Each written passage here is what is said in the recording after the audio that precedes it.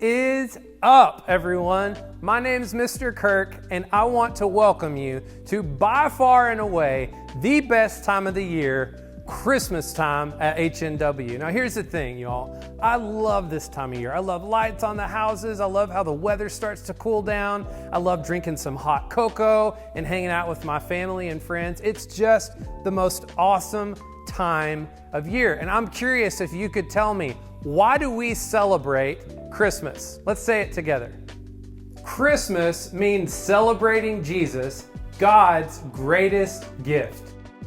So all month long, we together are going to be celebrating Christmas here at HNW. Now, you know, for a grown-up, one of the things about Christmas that's awesome is watching your kids open presents. You know, it's awesome to open presents yourself, if I'm honest. But one of the things that's so frustrating when it comes to opening presents is the fact that sometimes after the present's opened, you've got to put it together. And it'll say on there, assembly required. It can stress you out a little bit. There's a lot of pieces in some of those presents that we buy you guys. Well, here's the thing about Christmas. Christmas is amazing. Christmas is a chance to celebrate Jesus. And Christmas is big and it's massive and great. But here's the other piece of Christmas that sometimes we forget. Christmas can also be simple. It's a chance to focus our attention on Jesus. And unlike those assembly required presents that sometimes I have to put together, at Christmas there's no assembly required. It's all there for us in the person of Jesus. So all month we're going to have an opportunity to celebrate Him, the simple Christmas, to celebrate Jesus and what He's done and how He came to bring us life. All right? Who's ready for a game? Today I want to play a game that's a little bit different, but it celebrates one of my favorite parts of Christmas. See, I love singing Christmas songs. Christmas carols are great, but one of my family's favorite traditions is watching Christmas movies. So today we're going to play a game called Name That Christmas Movie. You guys ready? Here we go.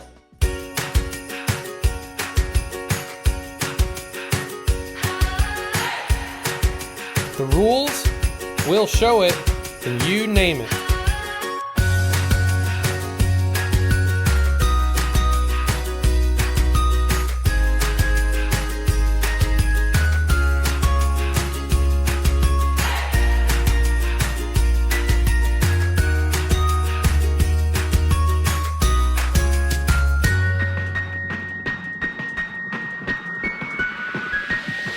We wish you a Merry Christmas.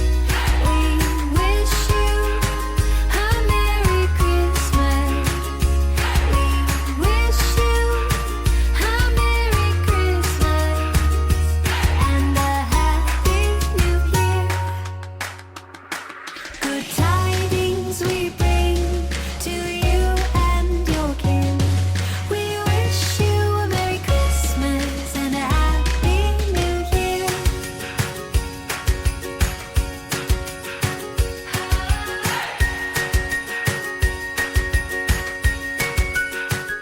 Sheesh, that was a fun game. But I'll be honest with you, some of those movies were hard to identify. So great job and kudos to you. Well, we got to play a game together. It was wonderful spending some time with you today, but now it's time to sing some of those great songs that we love so much. So everybody, jump up on your feet and let's sing. Joy to the world, the Lord has come. Let earth receive her King. Let every heart prepare Him room, and heaven and nature sing, and heaven and nature sing. And heaven and nature. Glory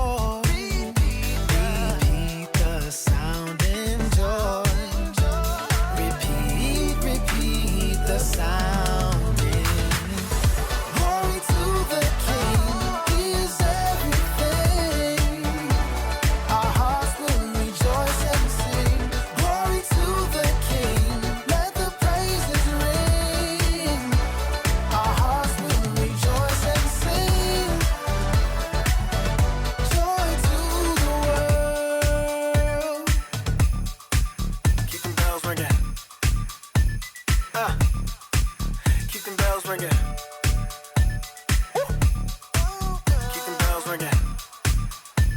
Yeah. Keep them bells ringing. Glory to the King. He is everything.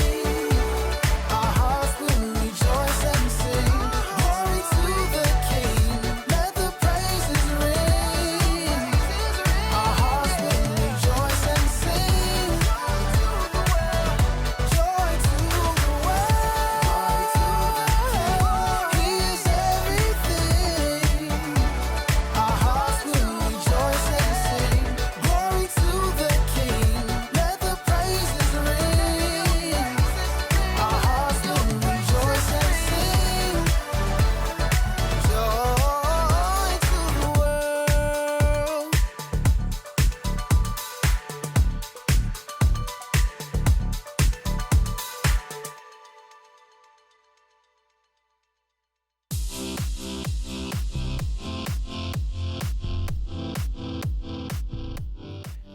Hey! What's up, everybody? My name is Jacob, and if you didn't know by the festive decor behind me, the holidays are upon us. We've got garlands, tree ornaments, tree stars, candy canes. Oh, whoa, that is one big present. I wonder who it's for. To Jacob. That's me. I got a present. Who's got a present? I'm got a present. But before I tear into this bad boy, let me tell you what we're talking about today. It's simple. We're talking about Christmas! Christmas is celebrating Jesus, God's greatest gift. Everybody likes gifts, am I right? Especially when they're all wrapped up with a big bow on top. Let's see what I got. Oh man, I hope it's something cool, like a new pair of shoes. Or I hope it's like one of those headphones that cancel out all other noises. Cool. No, I hope it's a little puppy, like a basset hound. Then I could put a little hat on top of him and we can solve mysteries together, dude. What do you think, my dear Watson? Is the game afoot or is it afoot? Yeah, that's what I hope.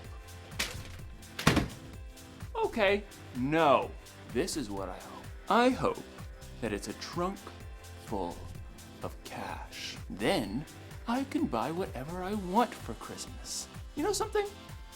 Hope it's a really cool thing. It can be like the light in the darkness. Today's story is about a time that may have seemed pretty dark, but then God gave his people something to hope for. I can't wait to see what's inside, but I'm gonna wait. Patience is a virtue, Jacob. See you in a few. The Bible. It's 66 books of history, stories, letters, and poetry that fit together to form God's one big story. The epic adventure of how he created us and loves us so much that he made a way to rescue us. As we travel through the Bible, from Genesis to Revelation, we discover people who met God and found their lives changed forever. Now, for an amazing story, inspired by the book of Isaiah, chapter 9, verse 6. Jess stared out the window at the ice beating down. Every holiday plan for the weekend had been canceled. And to top it off, the school had just released Jess's most recent grades. A D in language arts? What happened, Jess? I don't know. You're such a good storyteller. I can't make all the words work out when I try to write it down. Can I go play Mindstorm? Hun, you need to read for an hour first. An hour?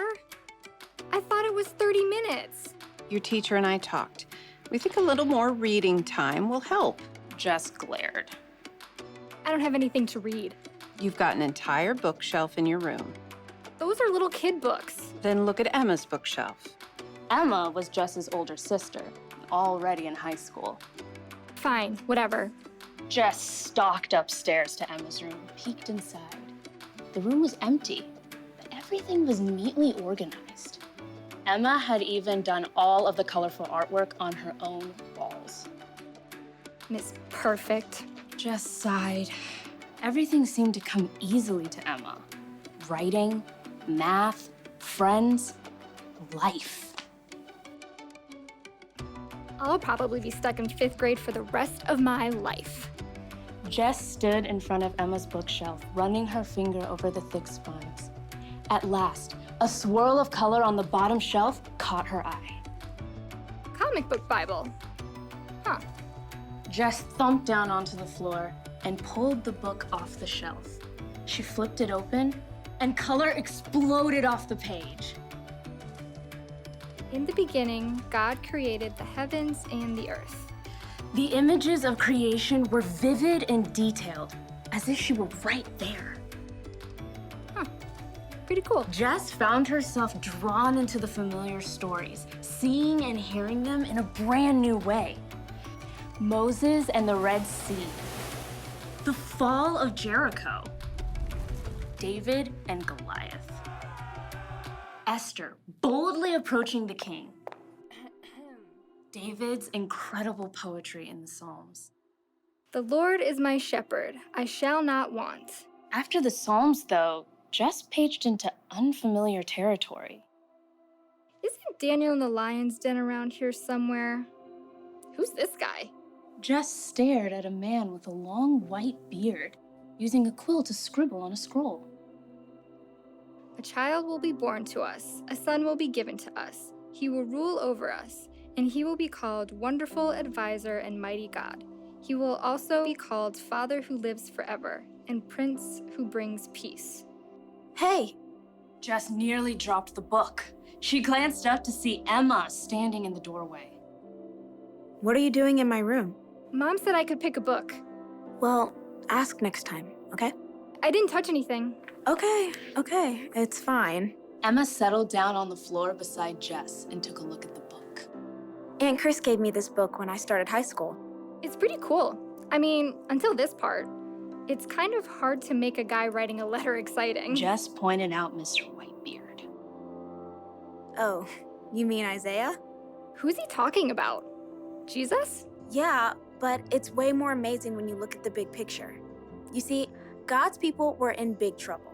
Over and over, the Israelites promised to love and obey God. And then every single time, they turned their backs on him. Turn their backs? Like how? Well, they'd start praying to false gods like other nations around them, trying to do things their own way. So, God allowed them to be captured by other nations. Emma flipped back, showing images of battles, powerful foreign kings, groups of captives. The Israelites got in really big trouble. Things looked hopeless. So God just ditched them. No way. Every single time, God showed he was still with them. He sent kings who loved God, like David and Solomon and Josiah. And he sent prophets like Elijah and Isaiah to speak God's truth and hope to the people. Even though they totally messed up. Yup. Through it all, God promised that he was going to send someone who would rescue them forever. Jess flipped back to Isaiah and read slowly. A child will be born to us, a son will be given to us. He will rule over us. That's only one prophecy. There are hundreds of prophecies in the Old Testament that talk about Jesus coming. Jess nodded, trying to take it in. That's a lot of promises. And God came through. The Israelites had to wait a long time, but God kept every single one of those promises when he sent Jesus to live on earth. His very own son. Oh, little town of Bethlehem and all that. You can take the book if you want. Emma tapped the comic book Bible. Jess smiled. Does God promise that I'll get a better grade in language arts? No, but he does promise to be with you and give you the patience and courage you need to keep working on it. They both listened to the ice rattling against the window. Hey, you want to play Mindstorm? Sure, just let me read a little more first. Emma gave a thumbs up, and Jess settled back down to keep reading. She paged forward to the book of Luke, eager to see for herself again how God had delivered on his promise to send a savior.